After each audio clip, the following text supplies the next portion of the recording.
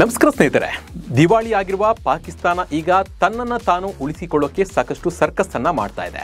ತನ್ನ ದೇಶವನ್ನ ಉಳಿಸಿಕೊಳ್ಳೋದಕ್ಕೆ ತನ್ನ ಸೈನಿಕರನ್ನ ಪಾಕ್ ಮಾರೋಕೆ ಹೊರಟಿದೆ. ಈಗಾಗಲೇ ಪಾಕಿಸ್ತಾನ ಮತ್ತು ಸೌದಿ ನಡುವೆ ಸೇನಾ ಒಪ್ಪಂದಗಳು ನಡೆದಿವೆ. ಈಗ ಪಾಕಿಸ್ತಾನ ಮತ್ತು ಸೌದಿ ಒಪ್ಪಂದ ಮತ್ತೊಂದು ಹೆಜ್ಜೆ ಮುಂದೆ ಹೋಗಿದ್ದು, ಈ ಮುಂದಿನ ಒಪ್ಪಂದದ ಬಗ್ಗೆ ಮಾಹಿತಿ ಹೊರಬಿದ್ದಿದೆ. ಆ ಒಪ್ಪಂದದ ಪ್ರಕಾರ ಸೌದಿ ಪಾಕಿಸ್ತಾನದಲ್ಲಿ $10 ಬಿಲಿಯನ್ ಹೂಡಿಕೆ ಮಾಡೋಕೆ ನಿರ್ಧಾರ ಮಾಡಿದ್ದು, ಅದಕ್ಕೆ ಪ್ರತಿಯಾಗಿ ಪಾಕಿಸ್ತಾನ ಸೌದಿಗೆ ಸೇನಾ ನೆರವು ನೀಡಲು ಮುಂದಾಗಿದೆ. ಹಾಗಿದ್ರೆ ಪಾಕಿಸ್ತಾನ ಸೌದಿ ಜೊತೆ ಈ ಒಂದು ಒಪ್ಪಂದ ಮಾಡಿಕೊಂಡಿದ್ದು ಯಾಕೆ? ಇದರಿಂದ ಯಾರಿಗೆ ಲಾಭ? ಪಾಕ್ ಸೌದಿ ಜೊತೆ ಸೇರಿದರೆ ಚೀನಾಗೆ ಹೇಗೆಲ್ಲ ಎಫೆಕ್ಟ್ ಆಗುತ್ತೆ ಅನ್ನೋ ಕಂಪ್ಲೀಟ್ ಮಾಹಿತಿಯನ್ನು ನಿಮಗೆ ನೀಡ್ತಾ ಹೋಗ್ತೀನಿ. ನಾನು ನಿಮ್ಮ ಶಿವರಾಜ್ ಬಾಣಂಕಿ. ನೀವು ಸುದ್ದಿಯಾನದ ಸಬ್ಸ್ಕ್ರೈಬರ್ ಆಗೋದನ್ನು ಮರಿಬೇಡಿ. ಸಾಲ ಮಾಡಿ ತನ್ನಲ್ಲಿರುವ ಜಾಗವನ್ನು ಅಡವಿಟ್ಟು ಜೀವನ ಮಾಡ್ತಿರುವ ಪಾಕಿಸ್ತಾನ ಈಗ ಮತ್ತೊಂದು ದೊಡ್ಡ ಸಾಹಸಕ್ಕೆ ಕೈ ಹಾಕಿದೆ. ಈಗಾಗಲೇ ತನ್ನ ಅರ್ಧಕ್ಕೆ ಅರ್ಧ ಜಾಗವನ್ನು ಚೀನಾದ ಬಳಿ ಗಿರಿವಿ ಇಟ್ಟಿದೆ ಪಾಕಿಸ್ತಾನ. ಚೀನಾ ಕೂಡ ಪಾಕ್ ಮೇಲೆ ಸಾಕಷ್ಟು ಹೂಡಿಕೆಯನ್ನು ಮಾಡಿದೆ. ಹಾಗೆ ಸಾಲದ ಜೊತೆ ರಕ್ಷಣಾ ಸಾಮಗ್ರಿಗಳನ್ನು ಪಾಕ್ಗೆ ಚೀನಾ ನೀಡ್ತಾ ಇದೆ.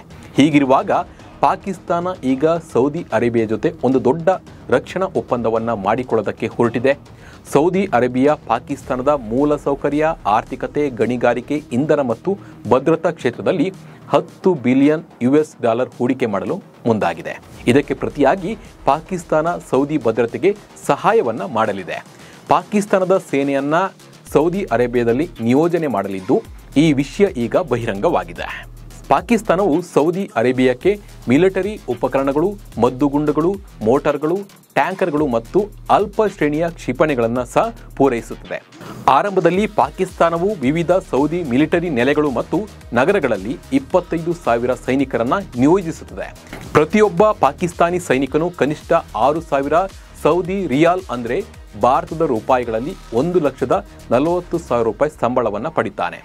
ಇನ್ನು ಒಂದು ಪಾಕಿಸ್ತಾನ ಮಿಲಿಟರಿ ಬ್ರಿಗೇಡ್ 8 ಘಟಕಗಳಿಂದ ಕೂಡಿದ್ದು, ಪ್ರತಿ ಘಟಕವು 850 ಸೈನಿಕರನ್ನು ಒಳಗೊಂಡಿದೆ. ಅದನ್ನು ಕೂಡ ಅಲ್ಲಿ ನಿಯೋಜನೆ ಮಾಡ್ತಾರೆ. ಇದರಲ್ಲಿ 4 ಬ್ರಿಗೇಡ್ಗಳು ಶಸ್ತ್ರಸಜ್ಜಿತ ಪಿರಂಗಿ, ಪದಾತಿ ದಳ ಮತ್ತು ರಾಕೆಟ್ ಪಡೆಗಳು ಕೂಡ ಸೇರಿದ್ದು, ಇವುಗಳನ್ನು ಕೂಡ ಅಲ್ಲಿ ನಿಯೋಜನೆ ಮಾಡಲು ಮುಂದಾಗಿದ್ದಾರೆ.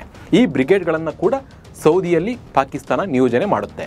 ಹಾಗೆ ಸೌದಿ ಅರೇಬಿಯಾದಲ್ಲಿ ಕಮಾಂಡ್ ಕಾರ್ಯಾಚರಣೆಗಳಿಗಾಗಿ ಪಾಕಿಸ್ತಾನವು 3 ಸ್ಟಾರ್ ಲೆಫ್ಟಿನೆಂಟ್ ಜನರಲ್, 2 ಮೇಜರ್ ಜನರಲ್ಗಳು ಮತ್ತು 8 ಬ್ರಿಗೇಡಿಯರ್ಗಳನ್ನು ನೇಮಕ ಮಾಡುತ್ತೆ. ಇನ್ನು ಪಾಕಿಸ್ತಾನದಂತೆಯೇ ಚೀನಿ ತಂತ್ರಜ್ಞಾನವನ್ನು ಸ್ವಾಧೀನಪಡಿಸಿಕೊಳ್ಳಲು ಸೌದಿ ಅರೇಬಿಯಾ ಆಸಕ್ತಿಯನ್ನು ಹೊಂದಿದೆ. ಯಾವುದೇ ಬೆದರಿಕೆಗಳ ವಿರುದ್ಧ ಸಮಾನಾಂತರ ರಕ್ಷಣೆಗಾಗಿ ಚೀನಿ ಮಿಲಿಟರಿ ಉಪಕರಣಗಳನ್ನು ಖರೀದಿಸಲು ರಿಯಾದ್ ಇಸ್ಲಾಮಾಬಾದ್ನೊಂದಿಗೆ ರಕ್ಷಣಾ ಒಪ್ಪಂದಕ್ಕೆ ಸಹಿ ಹಾಕಲು ಪ್ರೇರೇಪಿಸಿದೆ. ಸೌದಿ ಅರೇಬಿಯಾ ಪಾಕಿಸ್ತಾನದಿಂದ JF-17 ಥಂಡರ್ಗಳನ್ನು ಮತ್ತು ಚೀನಾದಿಂದ J-10C ಖರೀದಿಸಲು ಮುಂದಾಗಿದ್ದು, ಮತ್ತೆ ಇಸ್ರೇಲ್ನಿಂದ ಯಾವುದೇ ಸಂಭಾವ್ಯ ಬೆದರಿಕೆಗಳನ್ನು ಎದುರಿಸಲು 5ನೇ ತಲೆಮಾರಿನ ಜೆಟ್ಗಳ ಕುರಿತು ಬೀಜಿಂಗ್ನೊಂದಿಗೆ ಚರ್ಚೆಗಳನ್ನು ಕೂಡ ನಡೆಸಲಾಗ್ತಾ ಇದೆ ಸೌದಿ ಅರೇಬಿಯಾ. ಇನ್ನು ಸೌದಿ ಅರೇಬಿಯಾ ಪಾಕಿಸ್ತಾನದ ಜೊತೆ ಸೇರಿ ತನ್ನ ಸೇನೆಯನ್ನು ಸ್ಟ್ರಾಂಗ್ ಮಾಡಿಕೊಳ್ಳೋದಕ್ಕೆ ಹೊರಟಿದೆ ಅಂತಲೇ ಹೇಳ್ಬೋದು. ಈಗಾಗಲೇ ಹೇಳಿದಂತೆ ಪಾಕಿಸ್ತಾನ ಸೌದಿಯಲ್ಲಿ ಸೇನಾ ಸಾಥನ್ನು ನೀಡಿದರೆ, ಸೌದಿ ಅರೇಬಿಯಾ ಪಾಕಿಸ್ತಾನದ ಮೂಲಸೌಕರ್ಯ, ಆರ್ಥಿಕ, ಗಣಿಗಾರಿಕೆ, ಇಂಧನ ಮತ್ತು ಭದ್ರತಾ ವಲಯಗಳಲ್ಲಿ $10 ಬಿಲಿಯನ್ ಹೂಡಿಕೆ ಮಾಡಲು ಮುಂದಾಗಿದೆ.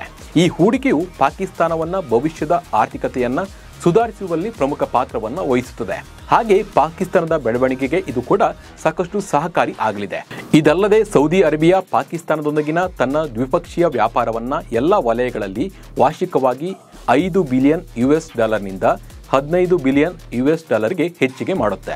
ಇನ್ನು ಭಾರತ ಮತ್ತು ಪಾಕಿಸ್ತಾನದ ನಡುವೆ ಸಮತೋಲಿನ ಮತ್ತು ಆರೋಗ್ಯಕರ ವಾತಾವರಣವನ್ನು ಕಾಪಾಡಿಕೊಳ್ಳಲು ಶ್ರಮಿಸುತ್ತಾ, ವಿಶೇಷವಾಗಿ ನವದೆಹಲಿ ಮತ್ತು ಕಾಬೂಲ್ನೊಂದಿಗೆ ಇಸ್ಲಾಮಾಬಾದ್ನ ಸಂಬಂಧವನ್ನು ಸರಿ ಮಾಡೋಕೆ ರಿಯಾದ್ ತನ್ನ ರಾಜತಾಂತ್ರಿಕ ಮಾರ್ಗವನ್ನು ಬಳಸುತ್ತದೆ ಅಂತಲೇ ಹೇಳಲಾಗ್ತಾ ಇದೆ. ಇನ್ನು ಸೌದಿ ಅರೇಬಿಯಾದ ಉನ್ನತ ರಕ್ಷಣಾ ನಿಯೋಗವು ಇದೇ ತಿಂಗಳಲ್ಲಿ ಭದ್ರತಾ ಮಾತುಕತೆಗಾಗಿ ಪಾಕಿಸ್ತಾನಕ್ಕೆ ಭೇಟಿ ನೀಡುವ ನಿರೀಕ್ಷೆ ಇದೆ. ಮತ್ತೆ ಪಾಕಿಸ್ತಾನದ ಪ್ರಧಾನಿ ಹಾಗೂ ಫೀಲ್ಡ್ ಮಾರ್ಷಲ್ ಕೂಡ ಸೌದಿ ಅರೇಬಿಯಾಕ್ಕೆ ಭೇಟಿ ನೀಡಿ ಈ ಒಪ್ಪಂದಕ್ಕೆ ಅಧಿಕೃತ ಮುದ್ರೆಯನ್ನು ಹಾಕಲಿದ್ದಾರೆ ಅಂತ ಹೇಳಲಾಗ್ತಾ ಇದೆ. ಈ ಬಗ್ಗೆ ನಿಮ್ಮ ಅನಿಸಿಕೆ ಮತ್ತು ಅಭಿಪ್ರಾಯವನ್ನು ಕಮೆಂಟ್ ಮೂಲಕ ತಿಳಿಸಿ. ನಮಸ್ಕಾರ.